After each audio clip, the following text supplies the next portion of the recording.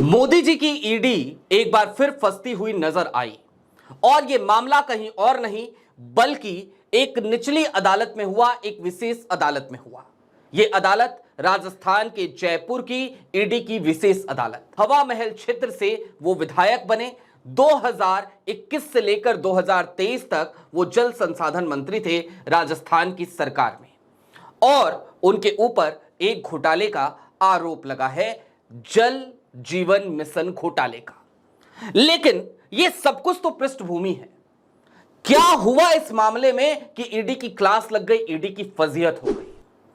कैसे ईडी ने supreme court के दिशा निर्देशों को भी ताक पर रख दिया और उसके बाद जज ने दो टुक एक सवाल पूछ लिया और फिर ईडी बहानेबाजी करती नजर आई, टाइम बाई करती नजर आई ताकि महेश जोशी को और ज्यादा दिनों तक अपनी हिरासत में रखा जा सके।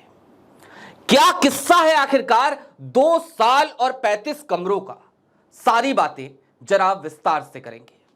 नमस्कार, मैं स्वप्निल, आप द न्यूज लॉन्चर देख रहे हैं। 11 बजे का वक्त हो गया, यानी कि वक्त हो गया आपकी और हमारी मुलाकात का 11th आवर का। और 11th आवर की शुरुआत आज एक खबर के साथ।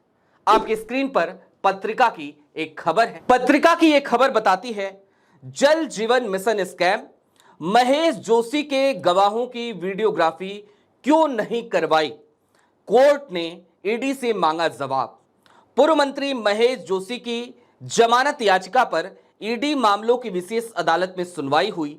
जोशी की ओर से senior advocate V R Bajwa ने ईडी द्वारा गवाहों की वीडियोग्राफी नहीं करवाने और अन्य कमियों को लेकर कई सवाल खड़े किए और इसके बाद से कोर्ट ने दो टुक कुछ सवाल पूछे।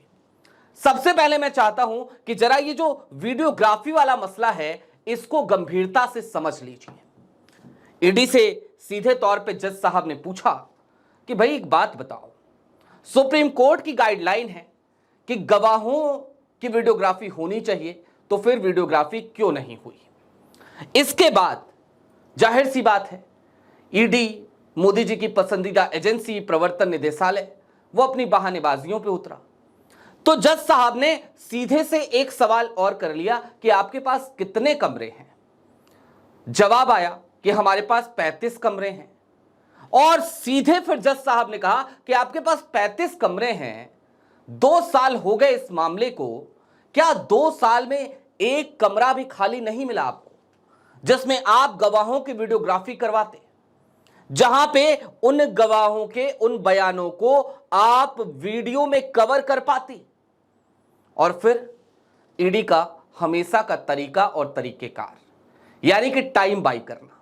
ईडी ने कहा हमें थोड़ा वक्त चाहिए जवाब देने के लिए। लेकिन अब इस खबर को जरा और तफसील से जानते हैं। पत्रिका की उसी खबर को थोड़ा और विस्तार से देख लीजिए। आर्थिक अपराध से जुड़े मामलों की जयपुर स्थित विशेष अदालत ने गुरुवार को जल जीवन मिशन मामले में पूर्व मंत्री महेश जोशी की जमानत अर्जी पर बहस के दौरान प्रवर्तन निदेशालय से अनुसंधान को लेकर कुछ सवाल किए। कोर्ट ने अधिकारी से पूछा, क्या गवाहों की वीडियोग्राफी करवाई और आपके पास कितने कमरे हैं? इसका जवाब देने के लिए ईडी ने समय मांगा और इस पर कोर्ट ने यह सुनवाई 13 जून को टाल दी है, यानी 13 जून को अब फिर से सुनवाई होगी। जज खगेंद्र कुमार शर्मा ने महेश जोशी की जमानत पर सुनवाई के दौरान यह आदेश दिया। ईडी की ओर से अधिवक्ता थे अजात शत्रु। उन्होंने कहा, सह आरोपियों के अनुसार जोशी तक रिश्वत राशि पहुंचती थी। इसके अलावा आरोपियों की फर्म से जोशी के बेटे की फर्म को लाखों रुपए का भुगतान हुआ। इस मामले में पर्याप्त साक्ष्य हैं और जमानत मंजूर किए जाने पर जोशी गवाहों को प्रभावित भी कर सकते हैं। ये तमाम दलीलें ईडी ने अपनी तरफ से रखी। ईडी के वकील ने विशेष अदालत में जस्टिस खगेंद्र शर्मा के सामने रखी। लेकिन इसके बाद आगे क्या हुआ, इस मसले पर कैसे ईडी फंसी, तो इसी खबर का एक हिस्सा यह भी देख लीजिए। सुनवाई के दौरान कोर्ट ने अनुसंधान अधिकारी से गवाहों के बयान की वीडियोग्राफी नहीं होने का कारण पूछा। इस पर अनुसंधान अधिकारी ने जवाब दिया, 35 कमरे हैं और अधिकांश भरे हुए हैं। कोर्ट ने फिर अपनी नाराजगी जताई और कहा, 2 साल में क्या एक भी कमरा खाली नहीं मिला? अधिकारी ने जवाब के लिए समय मांगा। इस पर जोशी के अधिवक्ता वीआर बाजवा ने आरोप लगाया कि ईडी समय लेकर जोशी को न्यायिक अभिरक्षा में अधिक समय तक रखना चाहती है। और अब चलते चलते वो सवाल भी देख लीजिए जो सवाल दरअसल महेश जोशी के वकील ने ईडी के ऊपर आज उठा दिए।